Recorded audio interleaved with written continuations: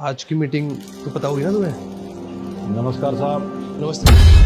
ससुर जी यहाँ पर? एक मिनट अंकल, मैंने आपको कहीं देखा है। नहीं साहब, आपने मुझे कहाँ से देख लिया? आज तो मेरा पहला दिन ही तो है। नहीं नहीं, यहाँ पे नहीं। एक मिनट, अरे इनको तो मैंने तुम्हारे घर पे देखा है। ये तो तुम्हारे ससुर जी है ना। और ये यहाँ पे चौकीदार की जॉब क्यों कर रहे हैं? अरे नहीं नहीं सर, मैं तो उनको देखी पहली बार रही हूँ। ये मेरे ससुर जी कैसे हो सकते हैं? हाँ साहब, मैं तो मेम साहब को जानता ही नहीं, तो मैं इनका ससुर कैसे हो सकता हूँ? नहीं नहीं अंकल, आप झूठ बोल रहे हो। मेरे को अच्छे से याद है, मैंने आपको इनके घर पे देखा है। साहब, मैं झूठ नहीं बोल रहा। ऐसे अमीर रिश्तेदार तो किस्मत वालों के ही होते हैं। अगर मेरी बहू इतनी बड़ी कंपनी में काम करेगी तो मुझे काम करने की क्या जरूरत है? साहब, मेरा तो कोई बेटा भी नहीं है, तो ये मेरी बहू कैसे हो सकती है? एक सेकंड सर, मैं आपको समझाती हूँ। ये मेरे ससुर जी की तरह दिखते हैं क्योंकि इनकी लंबी दाढ़ी है और मेरे ससुर जी की भी लंबी दाढ़ी है, लेकिन ये मेरे ससुर जी हैं थोड़ी। हाँ साहब, ऐसा ही हो सकता है, लेकिन मैं इनका रिश्तेदार नहीं हूँ। अच्छा, मुझे लगा। चलो आप कोई नहीं, बैठो। चलो।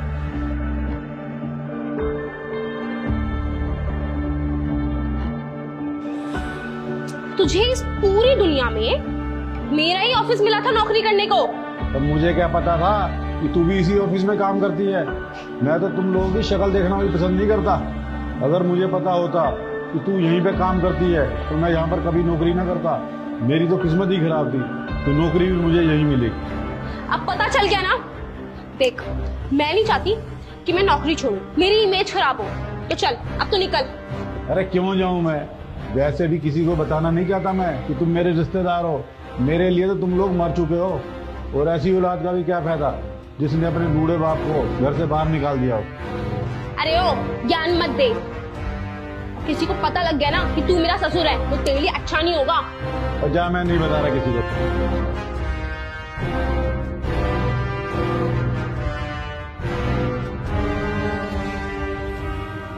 यार, गार्ड अंकल और सारा के बीच में कुछ ना कुछ तो कनेक्शन है।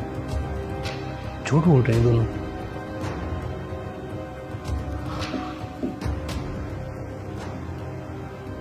वो जो नए गार्ड अंकल आए हैं ना, एक बार उनको ऑफिस में भेजना। जी सर। देखो अंकल, झूठ बोलने का कोई भी फायदा नहीं है, क्योंकि मुझे अच्छे से पता है कि आप सारा के ससुर जी हो। अब आप मुझे सच सच बताइए कि बात क्या है। नहीं साहब, आपको गलतफहमी हुई है। मैं उनका ससुर नहीं हूँ। देखो, मुझे ना झूठ बोलने वाले लोग बिल्कुल भी पसंद नहीं है। अगर आपने एक शब्द और भी झूठ बोला ना अभी, तो अभी की अभी जॉब से निकाल दूंगा मैं आपको। नहीं साहब, नौकरी से मत निकालना। बहुत मुश्किल से एक नौकरी मिली है मुझे। तो फिर बताइए बात क्या है। बताता हूँ साहब, वो सच में मेरी बहू है। मेरे बेटे और बहू ने मुझे घर से बाहर निकाल दिया साहब। उन्होंने एक बार भी नहीं सोचा कि ये बूढ़ा कहां पर जाएगा। 3-4 दिन भूखा प्यासा सड़कों पे भटका हूं साहब मैं। तो ये बात आपने उस समय क्यों नहीं बताई? इतनी मुश्किल से साहब मुझे एक नौकरी मिली थी। मेरे जैसे बूढ़े आदमी को कौन काम पर रखता साहब, और वो तो यहाँ पर एक अच्छी पोस्ट पर है। अगर वो एक बार भी बोल देती ना तो साहब आप मुझे नौकरी से निकाल देते साहब। मैं दोबारा नहीं भटकना चाहता साहब, और वैसे भी वो मेरे लिए मर चुके हैं, इसीलिए मैंने आपसे झूठ बोला साहब। साहब, आप उसे मत बताइएगा कि मैंने आपको सब कुछ बता दिया। नहीं नहीं, मैं किसी को कुछ नहीं बताऊंगा। आप जाइए। लेकिन जिसने जो गलती की है ना, उसको उसकी सजा जरूर मिलेगी। अच्छा, एक बात बताइए, घर आपके नाम पे है या आपके बेटे के? साहब, वो मेरा बेटा है और मैं उसे कैसे तकलीफ दे सकता हूँ। हाँ, घर मेरे नाम पर ही है, मगर मैं उसे परेशान होते नहीं देख सकता साहब। अरे अंकल, काहे का बेटा? अगर वो बेटा होता ना तो वो अपने बेटे होने का फर्ज निभाता। उसने आपके साथ गलत किया है और अब उसकी बारी है कि उसको उसके गलत किए की सजा मिले। लेकिन साहब, हम करेंगे क्या? ये सब आप मुझ पे छोड़ दीजिए और आप अपनी ड्यूटी कीजिए। इनको ऐसा सबक सिखाऊंगा कि इनको अपने किए का ना पछतावा होगा। ठीक है साहब।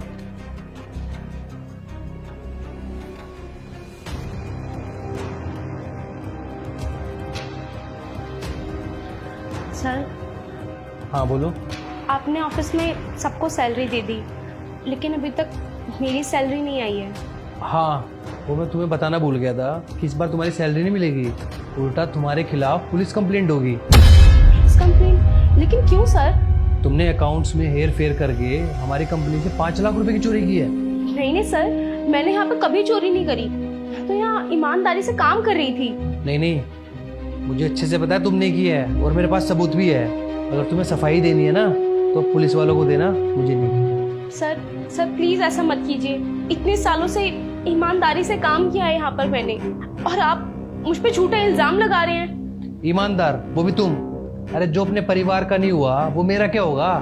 जो अपने परिवार को धोखा दे सकता है तो मुझे भी दे सकता है ना। सर आप कहना क्या चाहते हैं? मुझे सब पता है। वो जो चौकीदार अंकल है वो तुम्हारे ससुर हैं। अरे इस उम्र में तुमने उनको घर से बाहर निकाल दिया। तुम्हें तुम्हारे किए की सजा जरूर मिलेगी। अब तुम जेल जाओगी, और अब मैं देखता हूँ कि तुम्हें कौन बचाता है। सॉरी सर, मुझसे गलती हो गई। आप बोलोगे तो मैं उनसे माफ़ी भी मांग लूँगी, और मुझे इस केस फेस के चक्कर में नहीं पड़ना सर। प्लीज़ ना, प्लीज़ मुझे माफ़ कर दो। मेरी पूरी ज़िंदगी बर्बाद हो जाएगी। मुझे तो कोई जॉब भी नहीं देगा। अरे मैं क्यों सोचूं तुम्हारे बारे में? तुमने अपने ससुर जी के बारे में सोचा एक बार भी? और वैसे भी एक ना एक दिन तो तुम्हें रोड पे भटकना ही है, क्योंकि जैसा तुम अपने ससुर के साथ कर रही हो वैसे ही तुम्हारे साथ तुम्हारे बच्चे करेंगे। सर अगर आप कहेंगे ना तो मैं उनको अपने घर पे भी लेके चली जाऊंगी। उन्हें कोई तकलीफ नहीं होगी। मैं उनकी अच्छे से सेवा भी करूंगी। डर से मत अपनाओ, इसलिए अपनाओ क्योंकि वो उनका हक है। तुम और तुम्हारा पति जब रोड पे भटकोगे ना तब तुम्हारी अकल ठिकाने आएगी। सर प्लीज मुझे और मेरे पति को माफ कर दीजिए। आगे से हमसे ऐसी कभी कोई गलती नहीं होगी। Please sir. ठीक है, अगर आज के बाद थोड़ी सी भी तकलीफ अगर तुम्हारे ससुर जी को हुई ना और उन्होंने मुझे बताया तो तुम्हारे और तुम्हारे पति के लिए ना बिल्कुल भी अच्छा नहीं होगा। और ये मत भूलना कि आज से उनके 2 बेटे हैं और मैं अपने पिता को तकलीफ में नहीं देख सकता। अरे पिता हैं वो तुम्हारे पति के, इज्जत करो उनकी। जी सर, मैं उनका ध्यान रखूंगी। मैं अभी उनको बोलती हूँ घर चलने के लिए। अब जाओ यहाँ से।